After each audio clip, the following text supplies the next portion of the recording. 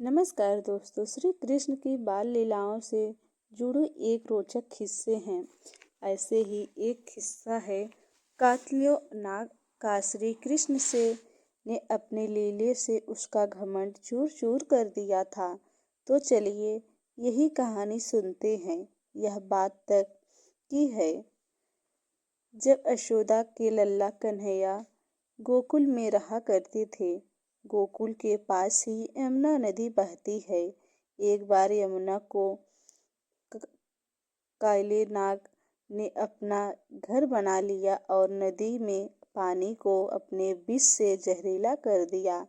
उस पानी को पीकर पशु पक्षी और गांव के लोग मरने लगे थे। एक बार श्री कृष्ण अपने दोस्तों के साथ खेलते खेलते यमुना नदी के किनारे पहुंच गए और खेलते खेलते अचानक से उनकी गेंद नदी में गिर जाती है। यह यमुना नदी के पानी और उनमें रहने वाले काले नाग के बारे में सभी को मालूम था, इसलिए मौत के डर से कोई भी नदी में जाने को तैयार नहीं हुआ। तब श्री कृष्ण ने कहा कि मैं गेंद लेकर आता हूँ। सभी बच्चों ने कहा। उन्हें नदी में जाने को रोका, इसलिए वह नदी माने और नदी में छलांग लगा दी। सभी बच्चे डर के मारे घर पहुंचे और यशोदा मैया को कन्हैया के नदी में कूदने की बात बता दी। यह सुनते ही यशोदा मैया डर गई और फूट फूट कर रोने लगी। यह बात धीरे धीरे पूरे गोकुल धाम में जंगल की आग की तरह फैल गई। सभी दौड़ते दौड़ते यमुना नदी के किनारे आ गए, लेकिन कृष्ण भी अभी वापस नहीं आए थे। वहीं नदी में कृष्ण को देखा। कालियों नाग की पत्नियों ने उन्हें वापस जाने से को कहा, लेकिन श्री कृष्ण नहीं माने और तभी कालिया नाग जाग गया। नदी ने कालिया नाग को यमुना नदी छोड़ने का आदेश दिया, लेकिन कालिया नाग ने मना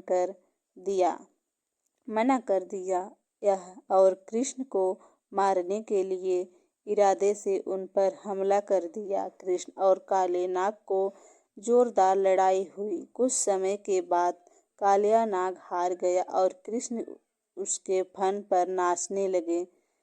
कालिया नाग थकने के बाद कृष्ण से अपना प्राण बचाने के लिए प्रार्थना करने लगा। तब कृष्ण ने उसे अपने स्थान पर वापस जाने को कहा। कालिया नाग ने कहा कि वहां पर गरुड़ मुझे मार डालेगा, मैं वहां कैसे जाऊं। इस पर कृष्ण ने कहा कि मेरे चरणों के निशान तुम्हारे फन पर है, उसे देखकर गरुड़ तुमको नहीं मारेगा।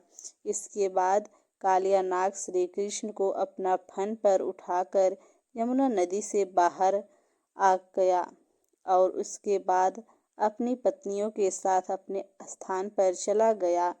कृष्ण को सही सलामत वापस पाकर सभी बहुत खुश हुए और गोकुल में उत्सव मनाया गया। दोस्तों, आपको वीडियो कैसी लगी? अगर अच्छी लगी हो तो लाइक शेयर और चैनल को सब्सक्राइब जरूर करें। धन्यवाद दोस्तों।